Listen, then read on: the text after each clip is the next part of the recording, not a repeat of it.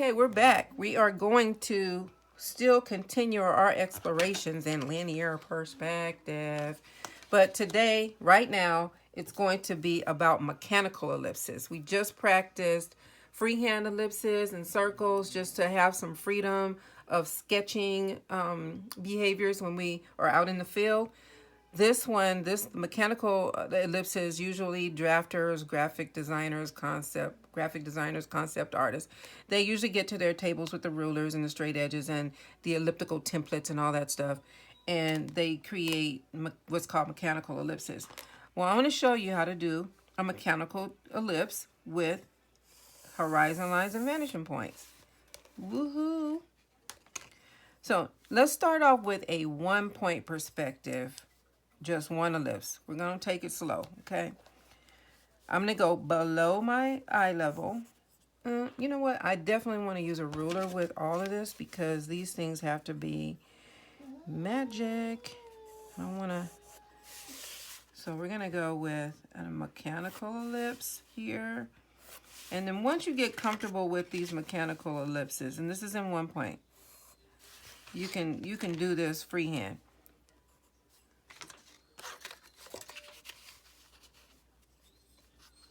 You'll be able to see it, but you're going to need a lot of practice like everybody else does. So this is a mechanical ellipse that I am creating. So now I have my front facing, then I need my side, and I need a top. Everything starts in the box. Remember, everything starts in the box.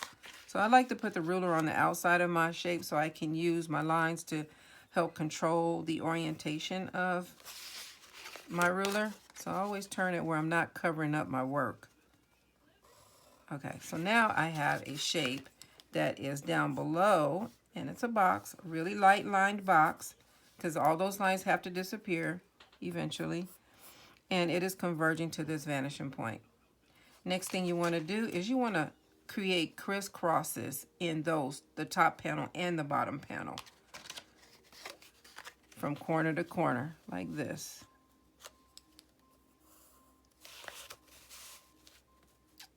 Definitely create crisscrosses like that, okay? Now, the only way we can create the crisscross down here is to discover the inside lines. You see they're missing. There's no inside lines. We can't tell where the back wall is. So we have to go to our red, okay? Go to our red and find the inside floor of this tall box that we're making. Very light lines. All right, and then we have a horizontal we need to bring in here. Let's go with the vertical first. I'm going to take the vertical down from, make sure they're straight. Everything is straight. Everything is perfectly parallel. And you want to meet that diagonal. And then you want to come from the corner over here. Make sure this is straight with the horizon line and this line as well. And here's the corner for that bottom plane of the box. See, look at that. You guys thought you couldn't do it. You can do this. You can do this. Trust me. Okay, so now we need that X in here, just like we have up here from opposite corners, you make an X. Opposite corners, you make an X. And I'm just doing it in pencil because I kind of want to erase out some of this stuff, but this is all the beginning for you guys. So now we have an X down here. Check that out. Okay. Next thing we want to do is we want to take from the vanishing point through this intersection and out a straight line. Okay. Should I use a different pencil? No, I'm going to use this one. So you want to take that straight through, okay? You need to have that. You want to do the same thing at the top.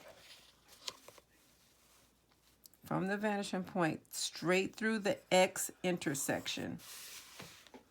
That's going to tell us our center. This is our center, okay? And then you also want to put another X through that. So you're going to have 1, 2, 3, 4 lines going through that. So we have a horizontal, which matches this. going through there, and a horizontal up here, which matches this, and the horizon line going straight through there at the top. Okay? Go ahead and put little dots on the last two lines that you did. I'm going to let you see what I just did. Put little dots just to keep you organized. So you have a dot on the back side of your box, a dot on the front side of your box, a dot on the right side, and a dot on the left side, not on the X. Don't put the dots on the X that you made first. You want to put the dots on the lines that came from the vanishing point, converging from the vanishing point to the vanishing point, and then the horizontal lines. These dots are going to help guide you with your elliptical form, okay? And usually they are not pointy at any point where that dot is. So you have to kind of control your swerve so that these look like coins or pancakes that are laying down. See how that looks? And it can be tough for some people, but you don't want any straight sides on this coin. You want that coin to look rounded and flattened, kind of like this, all the way around, kind of like that. And up here, same thing. This one's a little bit harder to do. And you got to keep in mind that the edge of the ellipse is going to have to meet this bottom ellipse. So you have to stretch it out a little bit up here. And you have to roll it to that other dot right there. And then roll it to this dot. Oops, I went outside the line. Ignore that. Ignore what I just did. I was just moving too fast. Okay, so now I have an ellipse here and an ellipse there. They don't look the same. That's because there are two different projections of the perspective. This one's higher up at the eye level, and this one is lower down from the eye level. So we can see more of the top of this one and less of the top of that one. So it's all about the science of perspective and what happens when you have things in your environment moving up and down where your eye level is. Now, from where your eye level is. So now what you want to do is you want to connect the sides with a vertical line. And they should match up. They should match up. Let me give it a little heavier line so you can see that. It's a little bit, well, I'm on the dot, but I didn't take my ellipse out far enough over here. And then same thing down here. Yeah, that's my dog. She had knee surgery yesterday, so she's not feeling too good. So now we have the outer sides of the ellipse. Let me take off some of the scaffolding so you can see just the ellipse. The scaffolding is the box, the initial box, and all of those red lines and stuff. So if you can manage to erase some of your red lines, that's great. That's why I suggest that you keep them light so that you don't have to worry about it. So I'm erasing now some of the scaffolding that I had initially put in there to start this cylinder. This line right in here, that's the back part of the cylinder. We don't need that. We can take that out.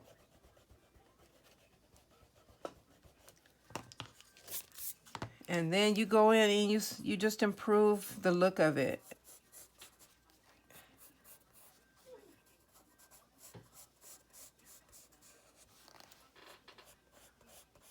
So now I have this cylinder down below my eye level, and it's exaggerated because we're really close to this vanishing point right here. So that's why we have a kind of abstraction going on down here, which is fine because this is real. This is what happens. This is literally what is happening when we create cylinders or ellipses, cylinders, and ellipses from making a box. So you can do this in 1 and 2 point perspective actually, but here's another one in 1 point perspective. I'm just going to use the same VP.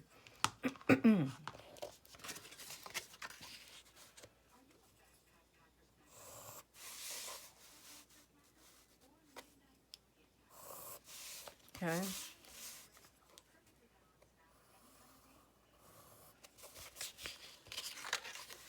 Just want to make sure your lines are nice and even with the horizon line and with the edges of your paper. This is good verticals over here to be able to follow. And again, you need to get inside of the box. See, we don't get to see the top or the bottom, but we can see the inside top and the inside bottom once we put more lines in with red. And go from the corner to the VP with the red, like that. Go from the corner to the VP with red, like that, okay? Then we find our horizons, our horizontals. We have 1 and 2, but we need another one here and another one there. They need to intersect with these converging red lines to bring in the floor and the roof. The ceiling, I should say. So I'm going to go with a straight horizontal to the red line and a straight horizontal from the corner up here to the red line. Make sure you stay in check with that. Everything that you can find is to make straight parallels happen, use it. So I like to use the horizon line to gauge my straightness of my ruler. So now here's the intersection here, and here's one there.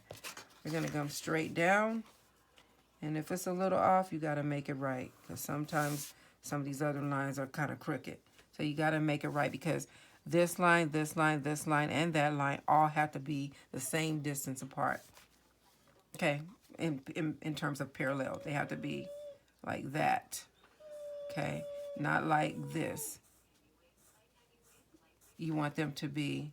That's wrong. All that's wrong. This is what you want. All straight. Okay, so now we have the ceiling and we have the floor. Now we need to do the X. Remember? The X. So put a straight edge in there from corner to corner and make an X. And then make another X right here from corner to corner. You do the same thing at the top. Make an X from corner to corner. And then make another X from this front corner to that back corner. I know it's weird. You probably are like, oh my God, this is too hard. So now we have an X. We got an X here, and then we have an X there. Now we have to come from the vanishing point straight through the intersection. And we're going to go straight through there. All right, and then we're going to put a horizontal in while I'm here. I'm just going to go ahead and throw my horizontal in using my visualization of my horizon line. Like that, okay? And then I'm going to do the same thing up at the top, coming from the vanishing point through the intersection. Like that. And then my horizontal going straight through the intersection as well.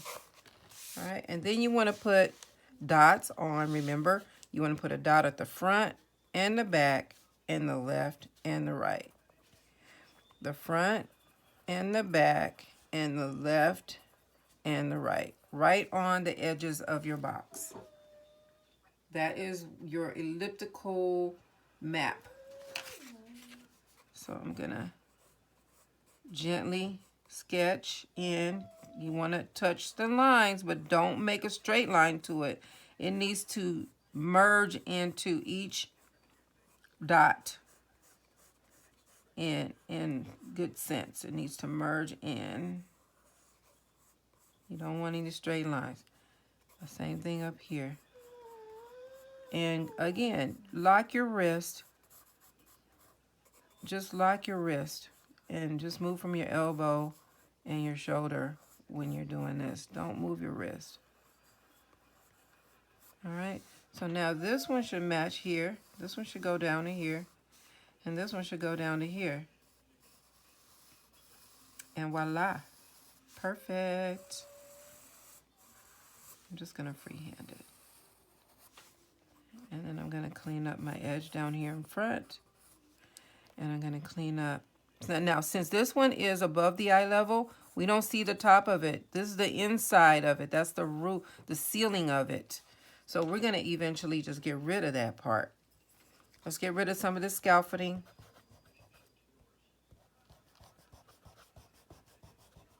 Take all that scaffolding out. Take the parts of the cylinder out that are hidden. We're not going to be working with a transparent cylinder because that's just going to confuse you for now. Let's just make them opaque. Just get rid of your scaffolding.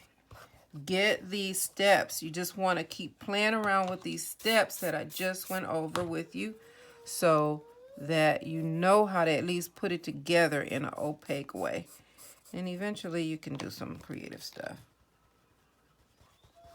So this is my voila. You can do this in different directions. And again, it starts in the box. Once you create a box, you can do a whole bunch of stuff. Let's see, let's go this way. So I have a box right here, right? I need to find the inside of the box. And yada yada, on and on and on. Find the inside of the box. Okay. And then we have a line here. I'm just doing a little quick freehand for you right now. So now we have the inside of that box. We're going to crisscross. Depending on what side you want to go into it to make it into a cylinder, you can crisscross here with a vertical and a horizontal. This one's easy. Vertical and a horizontal. You can crisscross here and here. And then put in a horizontal and a vertical.